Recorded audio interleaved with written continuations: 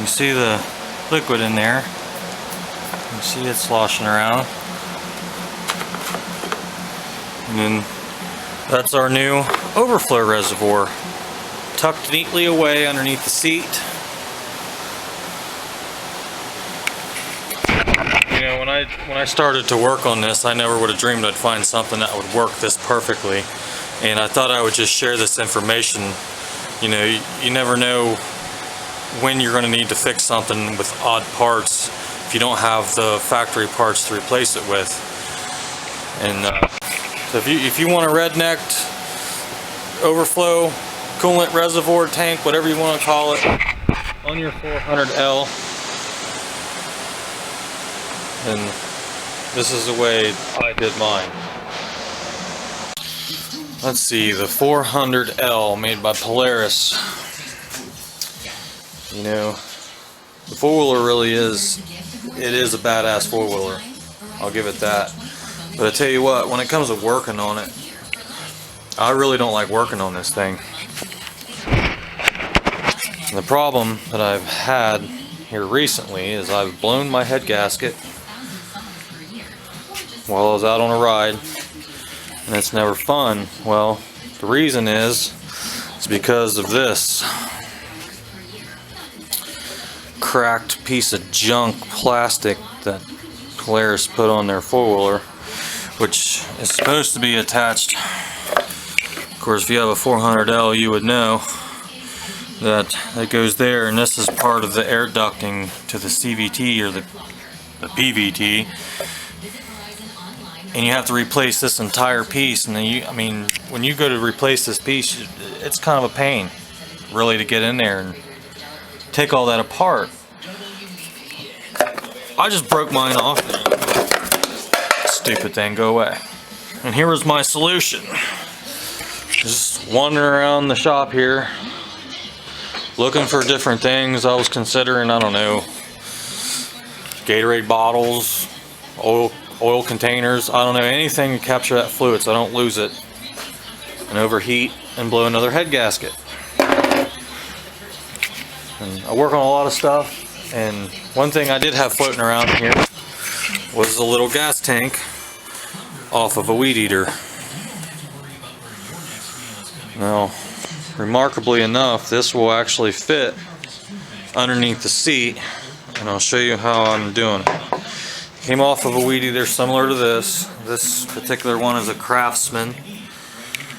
It's got the tank on top of the motor in the back.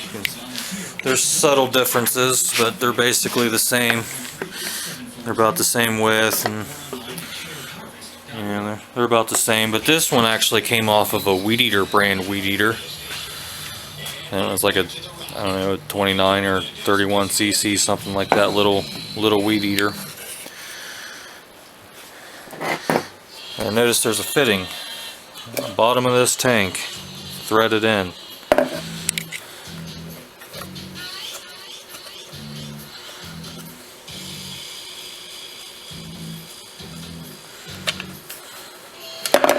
So I saved that. And on the bottom of this fuel tank, there is two holes.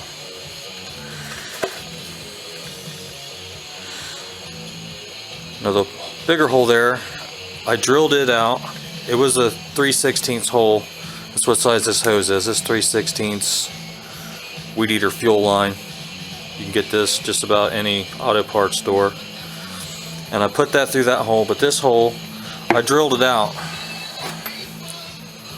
with an 11/32.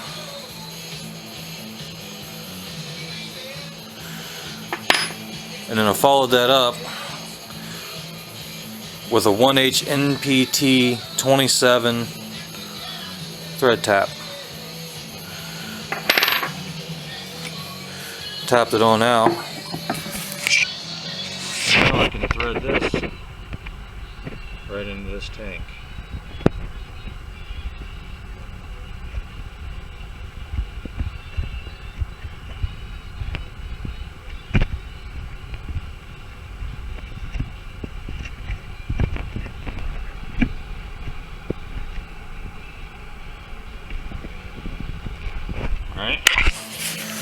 So I don't know, pretty cool little tank. Now I took this hose, this little 3/16 line, I run it all the way up to the top. And you take your gas cap. You know these gas caps, they have a little, like a little reed that lets air come in to displace, but won't let any fumes or vapors come out.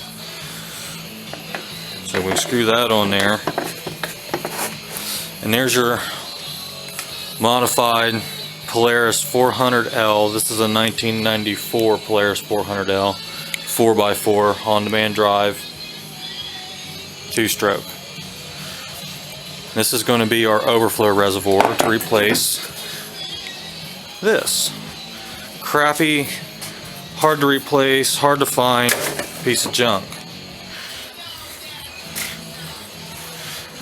Here's what else you're going to need. I've got a hole saw here. It is a 1 3/4. I don't know if you can see that or not. 1 3/4 hole saw. Now there's a hole. Of course, I've already bored mine out. There's a hole right here underneath the seat that I have made. An idea where that's at. You can see here's the shock for the rear. There's your little tool tray and such, and I actually cut off part of the sticker. I believe it said 40 to 80 degrees Fahrenheit at 3,000 feet. That's the altitude that the carburetor was set at for as far as jetting. Now, here's the, I'll show you a picture, but this is the piece that was in this spot.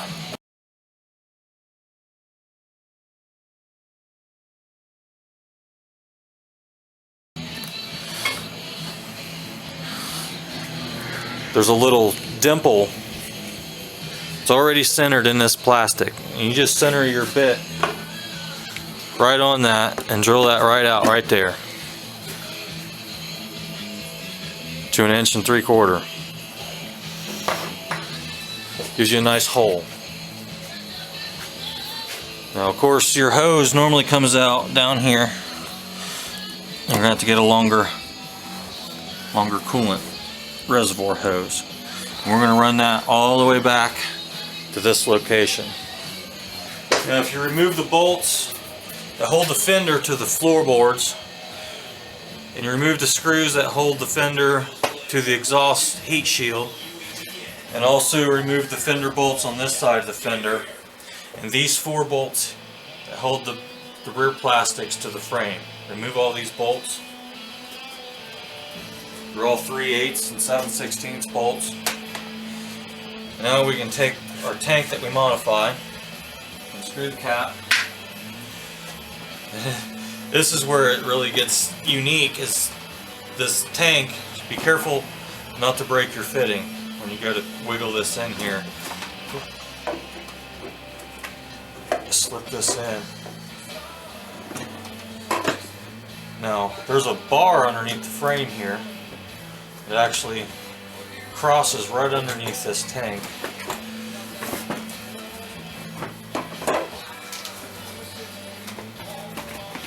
Get these fenders back in place here.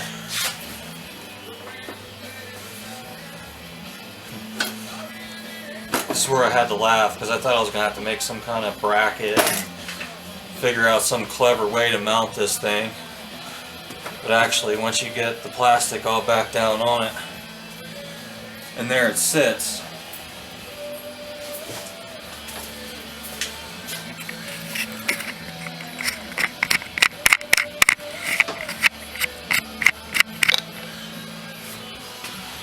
Sits in there just like that. You can see there's clearance for the shock.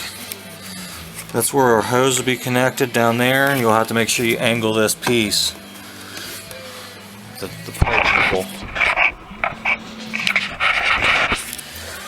You can see it's sitting so right on that bar.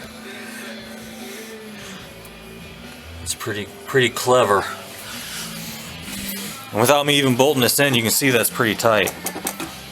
It does not want to go anywhere. I haven't even screwed none of the screws back down yet. And it fits right there. It doesn't bulge up. It's nice and tight, snug fit.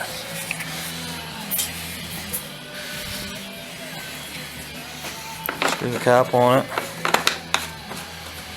And then this line you can make however long, you can run it out wherever you want.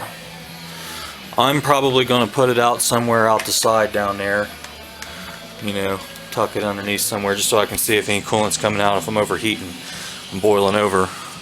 And then you would check your coolant level and it handily peaks out, so all you gotta do is remove your seat to see your overflow coolant level or to add it. I know it's not as convenient as seeing it right down there, but I'd rather have it up underneath the seat where it's not going to get all dirty and it's not going to get kicked and it's not going to be exposed to the sun and it's going to crack and all the problems that it has. And then the seat fits right down on it.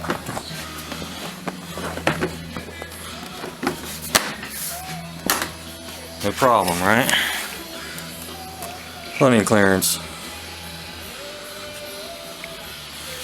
And when you check your coolant level, what you do is remove the seat.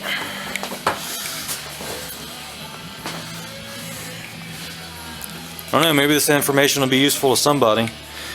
I know it's really making my day a lot better because I thought I was going to be spending hours out here all day trying to figure out how to mount another overflow tank on this four-wheeler because I didn't really want to replace it with the factory one. Another added bonus to this is it gives you a space here to stick your hand and you actually reach up there and get your spark plug out without taking anything off, which is another bonus to removing that tank out of the way.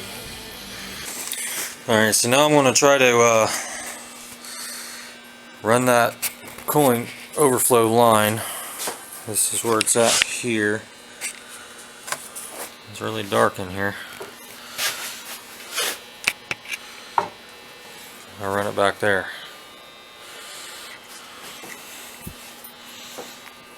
So give me a few minutes and I'll get that stretched through there and we'll see how it works. Well, I got the new coolant reservoir mod in place here with the lines running. I brought the little overflow line out there and I zip tied it to the cable, the little oil cable there. Next step, we gotta fire this thing up, but first I gotta put the head gasket on here. Get that head gasket on there and we'll fill it up with coolant and we'll bleed it out and we'll start it up and we'll run, and I'm sure it's going to smoke like hell the first time I start it because I know a bunch of coolant probably went into the exhaust. But that's where we're at. We'll take it from there. Well, got my head gasket installed. Got the cooling system bled out and topped off.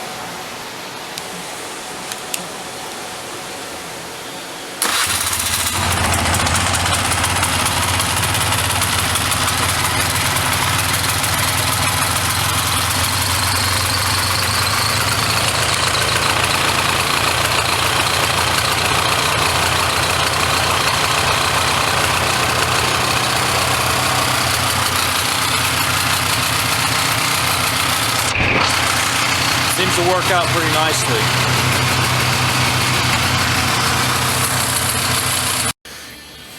As we all know that these four-wheelers, they are just a pain to work on, but they are badass.